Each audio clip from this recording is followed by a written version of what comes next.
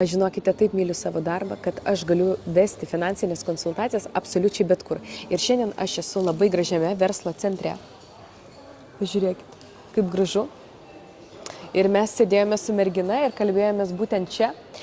Pasirodo, mes esame kaimynės, aš esu už minutės kelio prie savo ofiso, o jinai dirba būtent šitame verslo centre, kuriame mes susitikome 30 minučių, nes jinai turėjo pietų pertrauką ir jinai jau žinojo viską apie kaupiamą į gyvybės draudimą, kas su kuo yra valgoma, kaip sakant, ir tik tai turėjo keletą klausimų. Ar aš galiu su 30 eurų maksimaliai apsidrausti?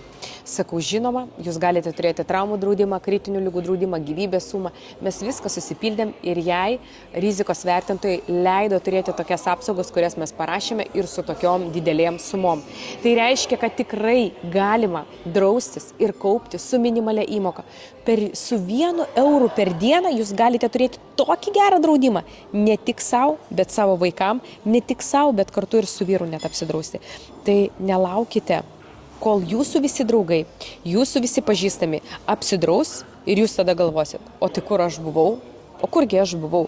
Tai vat parašykite man ir aš jums paruošiu tokį pasiūlymą, kad jūs net patys nepatikėsite, kad su tokia maža pinigų suma jūs galite draustis 24 valandas per parą visame pasaulyje, turėti tokias geras apsaugas, tokias didelės ir kai jūs ištiks nelaimė, jūs gausite išmoką, pinigų sumą tada, kada jums jos labiausiai reikės.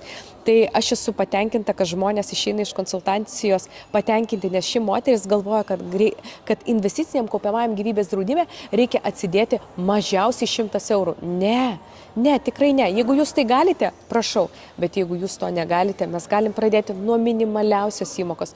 Žodžiu, mėgaujuosi šitą gražią vietą ir siunčiu linkėjimus.